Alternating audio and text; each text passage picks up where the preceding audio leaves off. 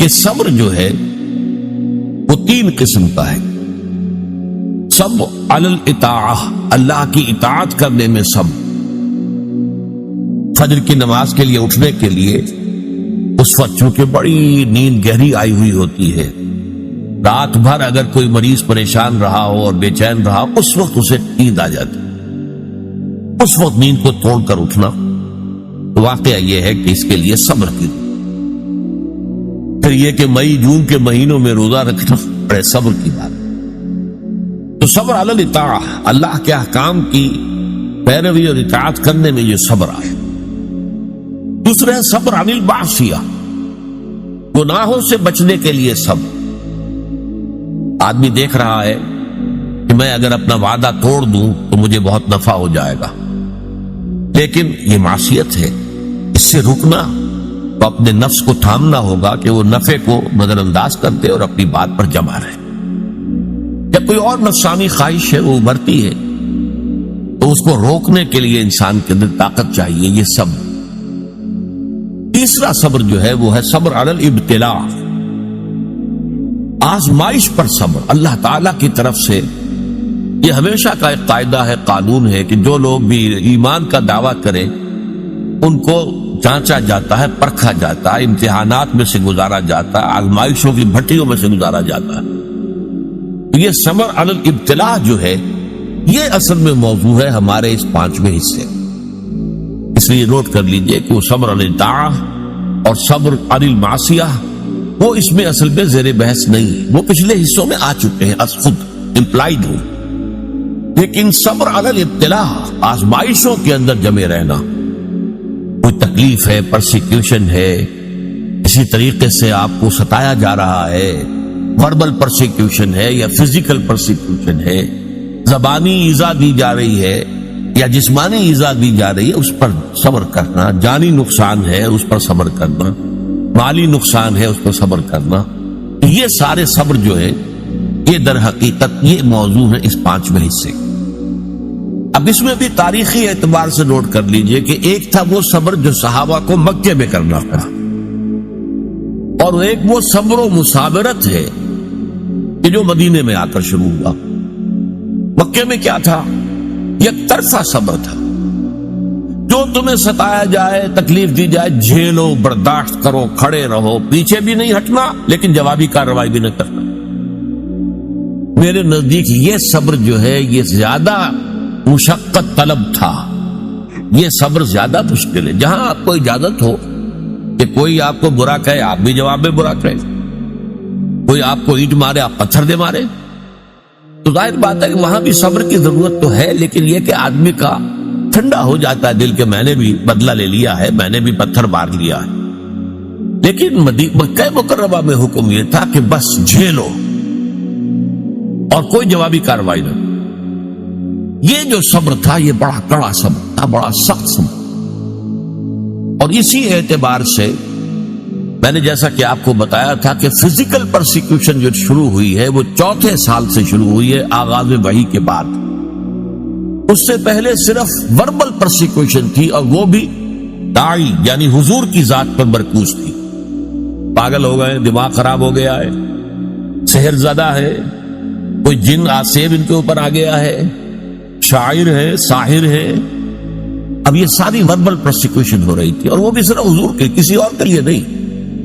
اس لیے کہ وہ سمجھتے تھے کہ اگر حضور کا کی جو قوت ارادی ہے، ول، اسے ہم کل کر دیں اس وربل پرسیکیوشن کے ذریعے سے، استہزاء سے، تمسخر سے، مذاق اڑا کر وہ بددل ہو کر بیٹھ رہے ہیں، تو کسی اور کو کچھ کہنے کی ضرورت نہیں، یہ تحریک اور دعوت ختم ہو جائے گی.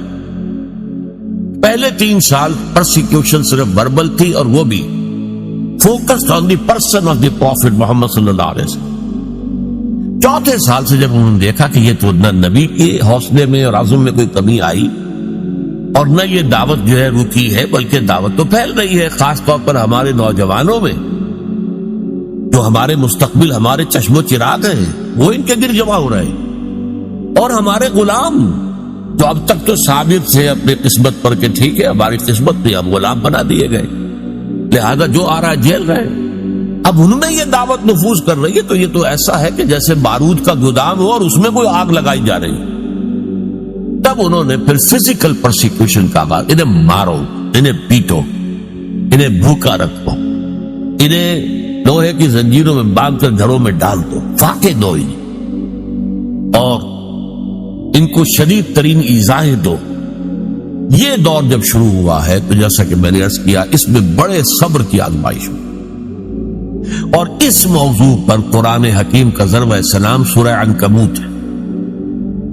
سورہ عنکبوت کا پہلا رکوع آیات 13 ہیں، اگرچہ اس میں ایک آیت جو ہے تو الف لام میم حروف مقطعات کی ہے، باقی 12 آیات قرآن مجید میں صبر علی الابتلاء کا جامع ترین مقام، اس پر ہم نے پوری تفصیل سے گفتگو۔ اس کے بعد کے جو 6 رکوع ہیں ان کو 2 حصوں میں تقسیم کیا جا سکتا ہے۔ پہلے 3 حصوں میں گفتگو یہ ہے کہ زیادہ تر مشرکین سے ہو رہی ہے، ظاہر بات ہے کہ مکی صورتوں میں وہ مضمون تو جاری رہے گا، اور اس میں یہ ہے کہ پچھلے انبیاء کی کہانیاں جو ہیں، ان کے داستانیں، ان کے حالات و واقعات بیان کیے جا رہے ہیں، تاکہ ایک طرف انہیں یقین آ جائے کہ ان کا انجام بھی وہی ہوگا، اور ایک طرف اہل ایمان کے دل کو تسلی ہو کہ بالآخر فتح جو ہے اہل ایمان کی ہو۔ یہ 3 رکوع ان دونوں پر مشتمل ہے، اگرچہ اس میں 2 باتیں بڑی بنیادی صبر کے ضمن میں بہت ہی بنیادی اہمیت کی آئی ہیں، وہ میں نے نوٹ کروائی تھی آپ کو۔ نمبر 1 یہ کہ یہ جو لوگ توحید کو چھوڑ کر کچھ تانے بانے بناتے ہیں اپنے عقائد اور اعمال کے، یہ ان کی مثال ایسی ہے کہ جیسے مکڑی بھی ایک جالا تن لیتی ہے، تانا بانا تو اس کا بھی ہے، جالا ہے، اس کا گھر ہے، تو ان کی مثال ہے کہ مثل العنکبوت اتخذت بیتا، وہ بھی ایک گھر بناتی ہے، وَإِنَّ أَوْهَنَ الْبُيُوتِ لَبَيْتُ الْعَنكَبُوتِ، حالانکہ معلوم ہے کہ تمام گھروں میں سب سے زیادہ کمزور گھر جو ہے وہ مکڑی کا گھر ہے۔ تو ان کے یہ تانے بانے بے بنیاد ہیں، غیر معقول ہے، نہ فطرت میں بنیاد ہے نہ عقل میں بنیاد۔ ذرا سی آپ اس کا تجزیہ کریں گے تو معلوم ہو جائے گا کہ بے بنیاد ہے، بے اصل ہے، ان کی کوئی حیثیت نہیں۔ اور دوسری مثال بہترین دی تھی، اور وہ یہ کہ حق کے منکشف ہونے کے باوجود جو لوگ باطل پر اڑے رہتے ہیں، ان میں بڑی تعداد ایسے لوگوں کی ہوتی ہے جو صرف اپنے تعلقات کی بنا پر وہیں پہ جمے رہتے۔ کیا کریں، اگر ہم بدل لیں گے بات تو ٹھیک ہے، لیکن ہم نئی بات قبول کریں گے تو اپنے خاندان والوں سے کٹ جائیں گے، اپنے رشتہ داروں سے کٹ جائیں گے۔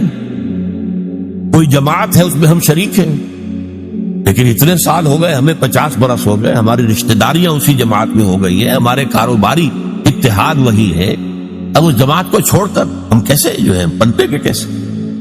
اس لیے کہا گیا ہے کہ ان کی مثال کیا ہے، کہ ان کا معاملہ یہ ہے کہ مودۃ بینکم فی الحیات الدنیا، تم باطل پر اڑے ہوئے ہو صرف اپنی دنیاوی جو زندگی ہے اس کے محبتوں اور تعلقات کی وجہ سے۔ یہ نہیں ہے کہ تم اس پر مطمئن ہو، کنونسڈ ہو، حقیقت تم پر منکشف ہو چکی ہے، یہ بات صحیح نہیں ہے، ہم غلط راستے پر جا رہے ہیں، لیکن مودۃ بینکم فی الحیات الدنیا یہ چیز ہے جو تمہیں روکے ہوئی ہے، آپ اس کو چھوڑ نہیں سکتے۔ آخری 3 رکوع جو ہیں وہ میں نے عرض کیا تھا کہ یہ 3 رکوع در حقیقت اس میں 2 مضامین جو ہیں ان کو لپیٹ دیا گیا، بٹ دیا گیا۔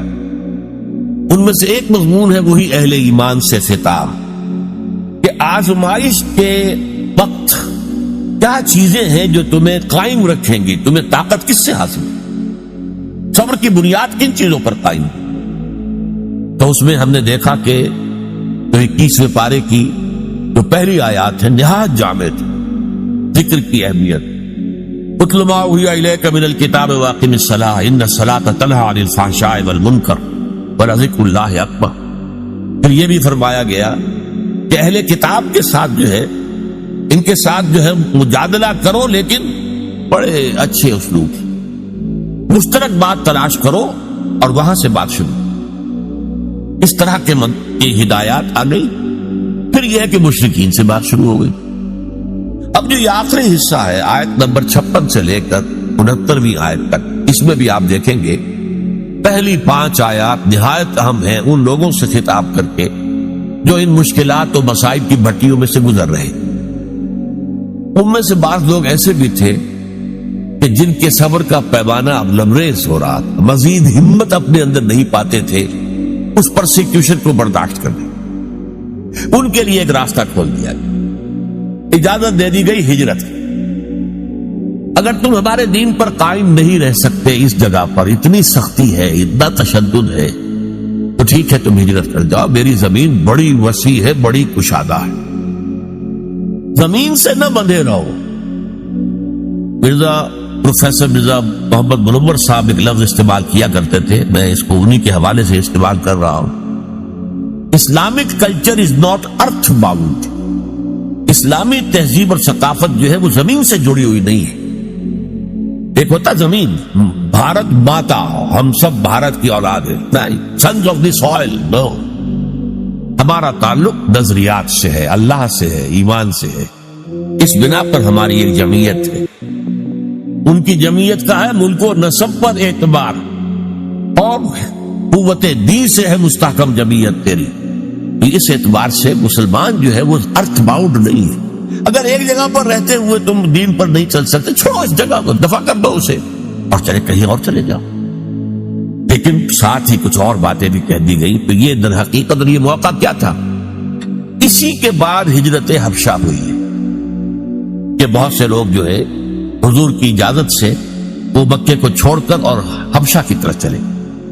لیکن یہ ہجرت صرف اس کے اندر صرف ایک چوائس دیا گیا تھا، ایک اجازت دی گئی تھی، یہ ہجرت واجب نہیں تھی۔ اس کے بعد جو ہوئی ہے 7 سال کے بعد ہجرت مدینے کی، وہ واجب تھی۔ وہ تو ایک یوں سمجھیے کہ جو ریولوشنری پروسیس تھا محمد رسول اللہ صلی اللہ علیہ وسلم کا، اس کی اہم کڑی ہے، اس کا ایک ٹرننگ پوائنٹ ہے، وہ واجب تھی۔ لیکن یہ ہجرت جو تھی، جس کو اب ہجرت حبشہ کہتے ہیں، سن 5 نبوی میں جو ہوئی ہے، یہ ہجرت تھی اجازت، جا سکتے ہو، اگر نہیں تم سے جھیلا جا رہا تو ٹھیک ہے، تم مکے کی زمین کو خیر بات کہو، کہیں اور چلے جاؤ۔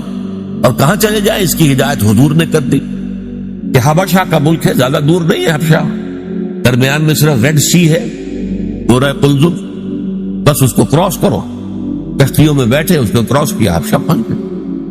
تو یہ ہجرت حبشہ کی طرف اشارہ ہو رہا ہے، تو ارشاد ہوا یا عبادی الذین آمنوا، یہی بڑا پیارا انداز، اے میرے وہ بندو جو ایمان لائے۔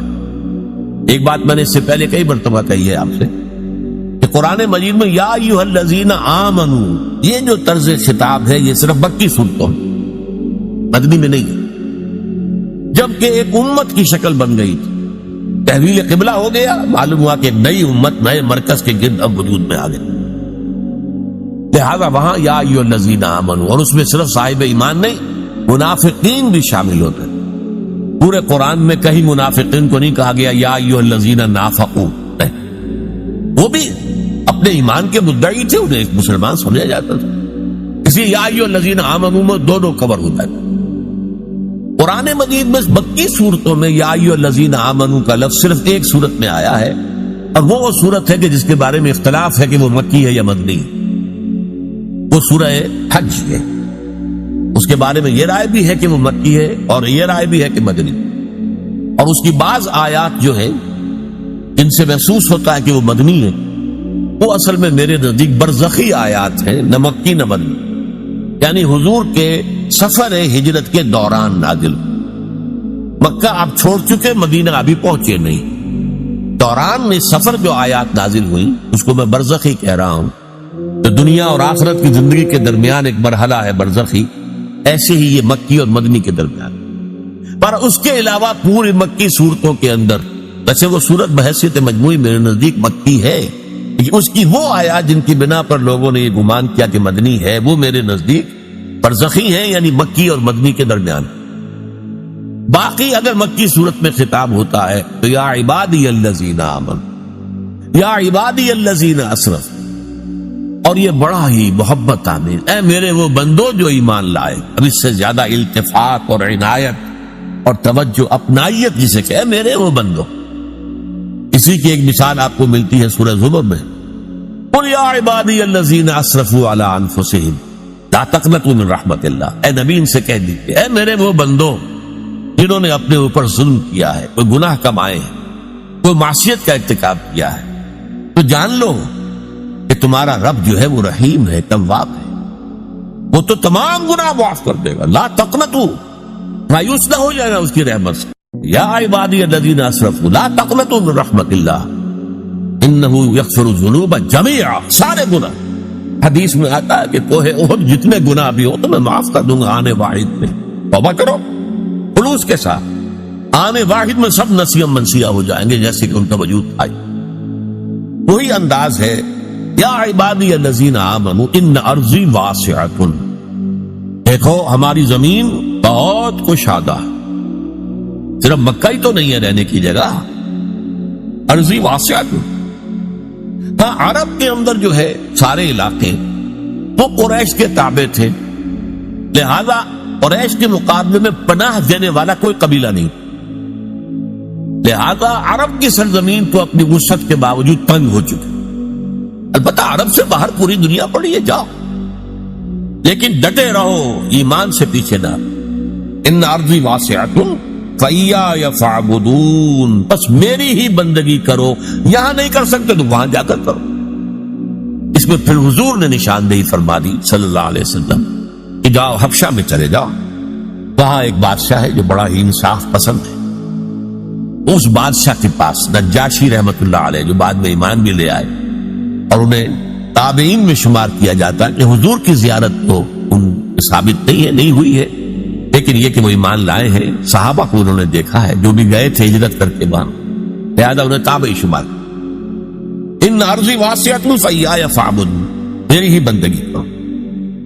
اسی سے ملتے جلتے اشعار ہیں حضرت علی رضی اللہ تعالی عنہ. بلاد اللہ واسعۃ فضاء، اللہ کی سرزمین جو ہے وہ بڑی وسیع ہے. بلاد اللہ واسعۃ فضاء رزق اللہ فی الدنیا فصیح، اور اللہ کا رزق بھی دنیا میں بہت پھیلا ہوا ہے. فقل لقائل القاعدین علی ہوان، تو ذرا جو لوگ بے عزتی بے غیرتی کی وجہ سے بھی رہ رہے ہیں کسی جگہ، ایک جگہ رہ رہے اگرچہ بے عزتی ہو رہی ہے، توہین ہو رہی ہے، اہانت ہو رہی ہے، ان کی حمیت کو کچلا جا رہا ہے. فقل للقاعدین علی ہوان، اس توہین آمیز روش کے باوجود جو وہاں بیٹھے ہوئے ہیں ان سے کہہ دو، فقل للقاعدین علی ہوان اذا ضاقت بکم ارض فسیحوا، اگر کوئی ایک زمین تم پر تنگ پڑ جائے تو چھوڑو اس کو، کہیں اور چلے گا. اپنی عزت نفس کی حفاظت، اور یہاں معاملہ ایمان کا، اپنے ایمان کی حفاظت. یا عبادی الذین آمنوا ان ارضی واسعۃ فإیایا فاعبدون کل نفس ذائقۃ الموت ثم الینا ترجعون. اب اس میں دوسرا رخ بھی آ گیا. دیکھو یہاں کے تشدد سے آخری اندیشہ اسی کا ہے نہ کہ وہ تمہیں قتل کرتے ہیں، لیکن سوچ لو اگر ابھی تم قتل سے بچ جاؤ گے تو کیا موت سے بچے رہو گے؟ موت تو آنی، آج نہیں تو کل، کل نہیں تو پرسوں. لہذا یہ اجازت تھی، کیونکہ صرف یہ کوئی حکم نہیں تھا ہجرت کا، اجازت. اور اس اجازت کے اندر یہ چیز امپلائڈ تھی کہ جس کی ہمت جواب دے رہی ہو، اس میں مزید جھیلنے کی جو ہے برداشت کرنے کی ہمت نہ اپنے اندر پائے، وہ چلا جائے. لیکن انہیں سے کہا جا رہا ہے تو موت سے بچ کر تم کہیں نہیں جا سکتے. اگر سمیہ رضی اللہ تعالی عنہ اور یاسر رضی اللہ تعالی عنہ کو شہید کر دیا ابو جہل نے، اور تمہیں بھی کر دیں تو کیا تمہیں تکلیف ہوگی؟ سیدھے جنت میں جاؤ، حساب کتاب کا انتظار نہیں ہوگا، یوم قیامت کا بھی انتظار نہیں. باقی لوگ بڑے سے بڑا ولی اللہ ہو وہ بھی جنت میں داخل ہوگا قیامت کے بعد، حساب کتاب کے بعد.